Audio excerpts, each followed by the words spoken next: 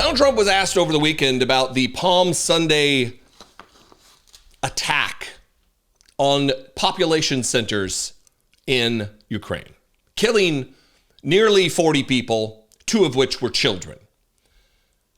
Vladimir Putin launched precision military weaponry into a population center of a city, not out in the field, not on the front, into a city while they're having peace talks. Just absolutely disrespecting Donald Trump. Donald Trump bends the knee and kisses the ass of Vladimir Putin, and Vladimir Putin laughs at him, mocks him. And Donald Trump, nothing bad to say. When CBS does a story on what's taking place in Ukraine, Donald Trump wants to remove the license, the broadcast license of CBS, Columbia Broadcasting Systems. He wants to do that for telling the truth.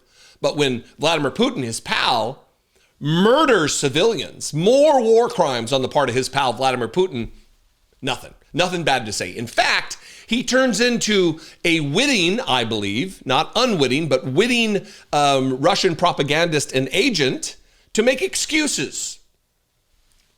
To make excuses for Vladimir Putin. I think they made a mistake. Even though every piece of evidence we have of all of the past performance of Russia in this war that they have brought upon the people of Ukraine would demonstrate that they knew what they were doing. This is not a mistake. This is not an accident. They have no desire to avail themselves of humanity and to not treat civilians as anything other than targets of war.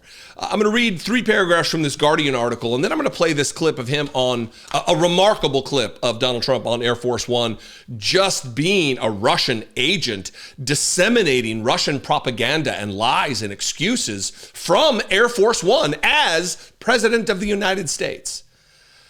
Topsy-turvy world. This is from the Guardian. Civilian deaths in Sumy attack may force Washington to get tough with Putin.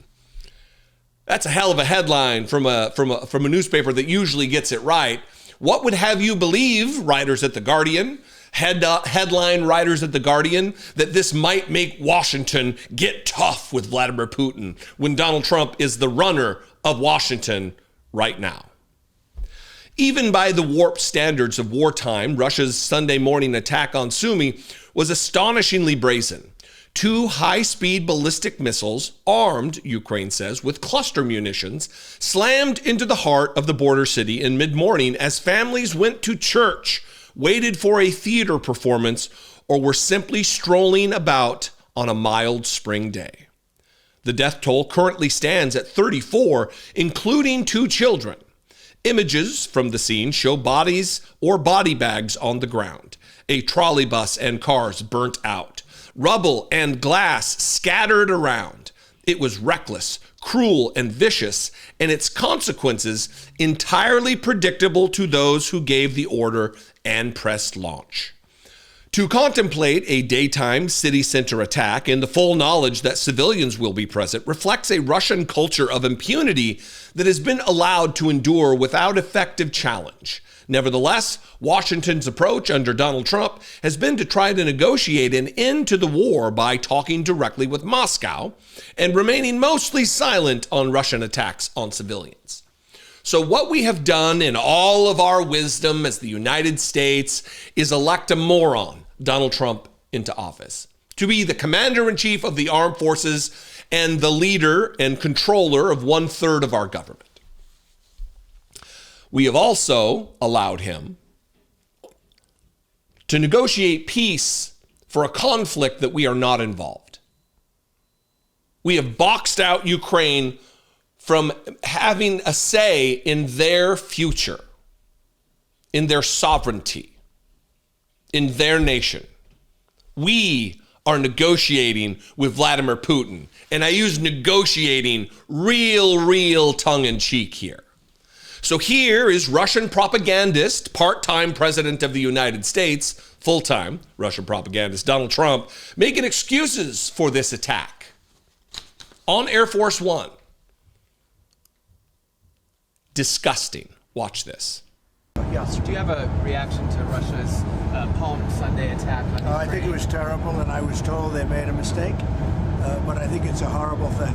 I think the whole war is a horrible thing. I think the war is, for that war to have started, is an abuse of power. This country would have never allowed that war to have started if I were president. That war is a shame. Millions of people are dead that should be alive. Cities are being destroyed all over Ukraine. The whole culture is gone. Or certainly very severely hurt. You know, the chapels, the churches, the spirals, all of the things that they had in Ukraine were among the most beautiful anywhere in the world. Most of them been knocked down and blown up into a million pieces. But most importantly, you have millions of people dead that shouldn't be dead. This war was an abuse of power? The spirals on the churches? Do you mean spires, Donald Trump? Ivy League educated man? Is that what you mean? It's not a shocker that this is the guy who can't write in his native tongue, his only language. He's had almost 79 years to perfect speaking and communicating in his mother tongue, and he still can't do it. Maybe he secretly speaks Russian because he's speaking Russian in English here, giving Russian propaganda, saying things that would make even the most obsequious Putin sycophant blush. That it was a mistake? Explain the mistake, President of the United States, Commander-in-Chief of the United States Armed Forces. Explain how this mistake took place. How these weapons struck kilometers, many, many kilometers off of what their presumed target should have been. We know what the target was because it landed on the target. Children are dead. Women are dead. Innocent civilians, non-combatants are dead. And all he has to say is, oh, the culture's gone.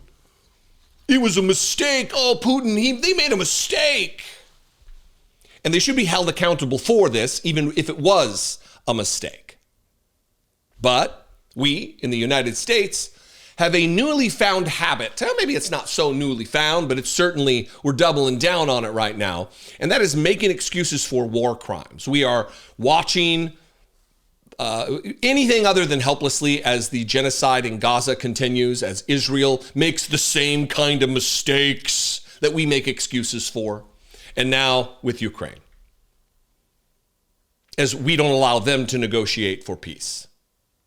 Donald Trump is a Russian agent. Explain to me how he's anything other than that. If there's some random MAGA puke in the comments, I'd love for you to explain to me how Donald Trump is anything other than a Russian agent disseminating Russian propaganda from onboard Air Force One. You can do so below in the comment section, or you can call my voicemail line, 714-576-4054. And of course, as always, you can email me daily@dollemore.com.